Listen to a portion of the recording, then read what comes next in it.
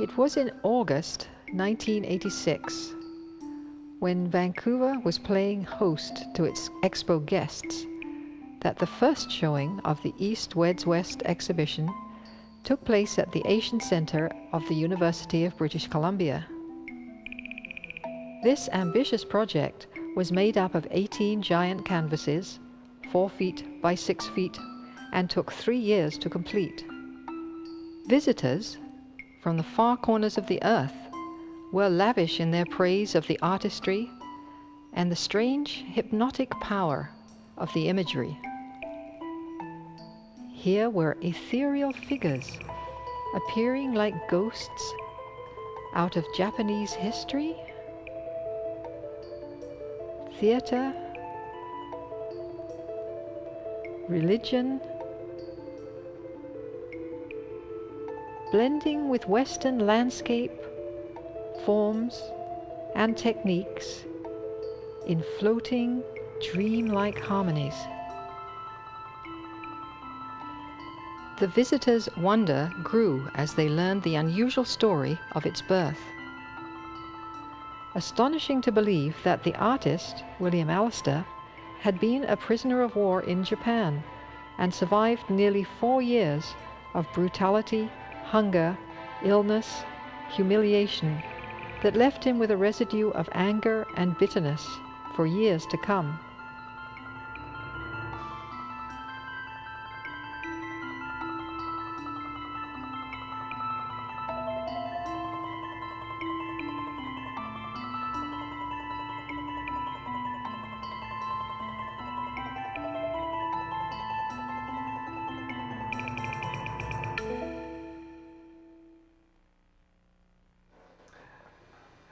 Well, I've always been interested in Japanese art, Japanese culture, Japanese history. And this influence kept creeping into my work over the years. I could change my subject matter many times. It didn't seem to matter. There were periods when I was convinced I was getting completely away from all that. Almost.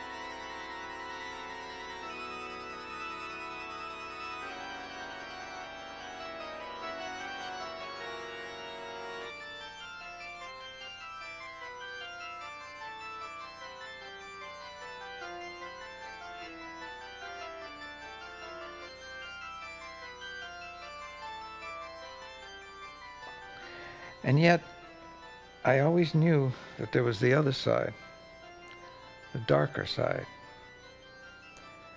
This haunting presence that couldn't be erased.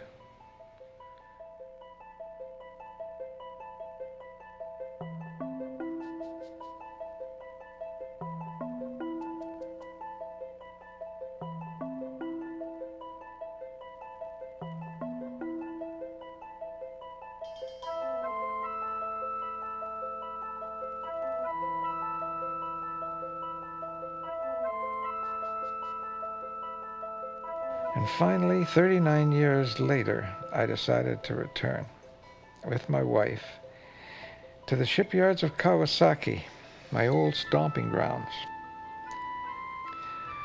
to try and resolve this dichotomy once and for all. For 2 months we lived and breathed the air of this magical country, feeling it slowly draw the poison out of my system.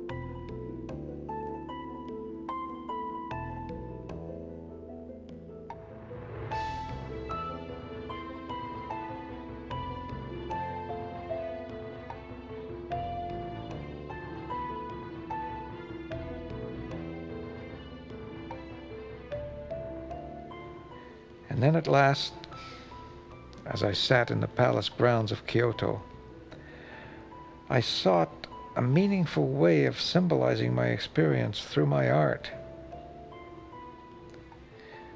And there, in the new spirit of peace, this project was conceived in the hope of promoting greater understanding between nations and cultures.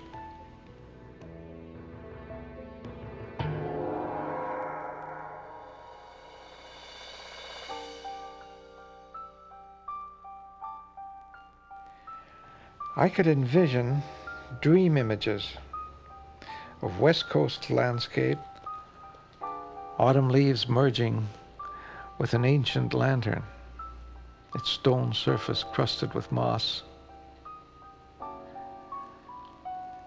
And among the leaves, a wraith-like apparition of a long-dead poet rises. As we float through the forest to discover a great hidden Buddha.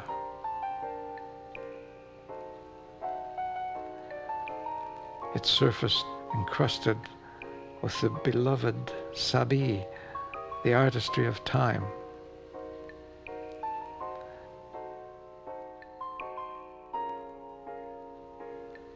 I envisioned opulently costumed figures drifting through giant floral patterns and unearthly mists. Dream processions floating down through history, drawn toward the half-visible priestess, seen through the celestial window.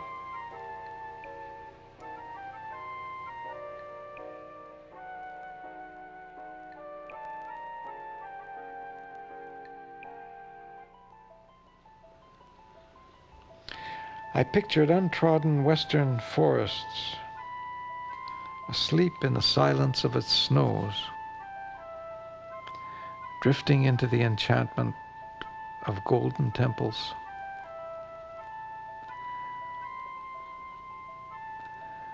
With the snows joining the flora of east and west. The magical peacock, mythical symbol of the enlightened warrior, who sees it all unveiled before his eyes.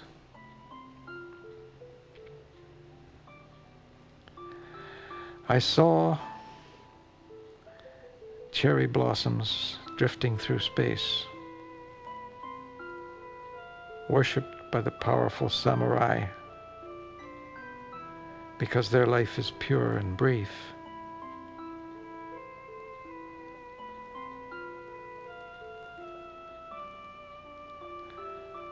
I saw processions, solemn or festive,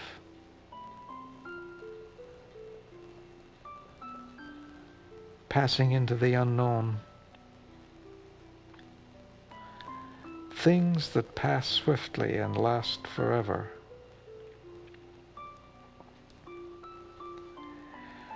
I saw a dreamy gathering place where the souls of dancers meet. They dance in the fields, in kabuki theaters, in festivals, dancing through time. Flute notes lifting tireless feet.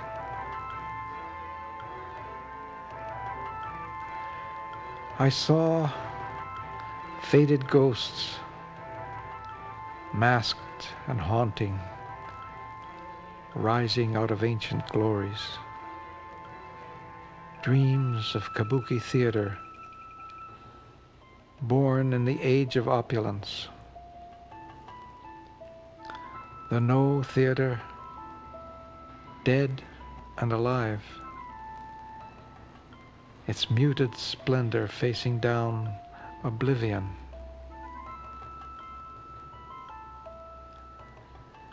And a tragic ghostly presence, breathing the perfume of sadness,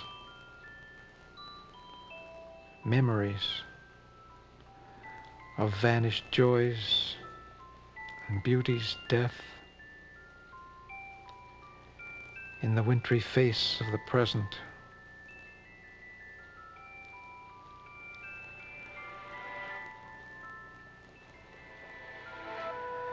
And days of death and glory, motion, energy, the unity of horse and man, days of honor, power, thunder of hoofs, charging cavalry, banners streaming toward victory or death. I envision giant canvases using the great and simple Zen-like strokes in all their calligraphic power, concealing the ghostly delicacy of a gentle, watchful, compassionate presence. Kabuki, reality of make-believe.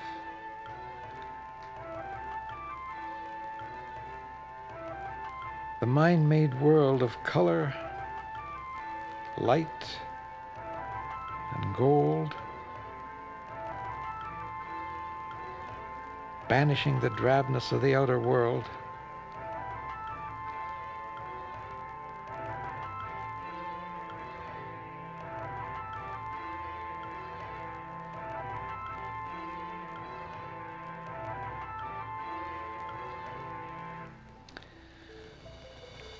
And the gods, mystery,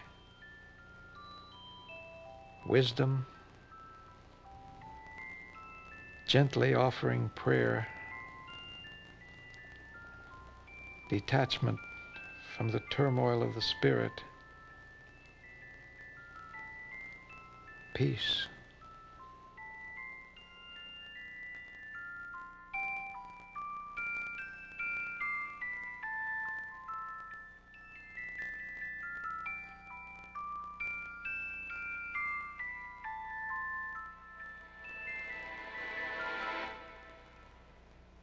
The East Weds West collection was also exhibited at the Richmond Art Gallery, the Art Gallery of Greater Victoria, and in 1995, the artist's dream of showing it to the people of Japan came true. 次はそのカナダの作家家でもある、そしてもちろん画家でもありますね、ウィリアム・アリスターという人なんです。あまり馴染みがない。He was invited to exhibit it in the lavishly appointed art gallery of the new Canadian Embassy building in Tokyo, designed by renowned Canadian architect Raymond Moriyama.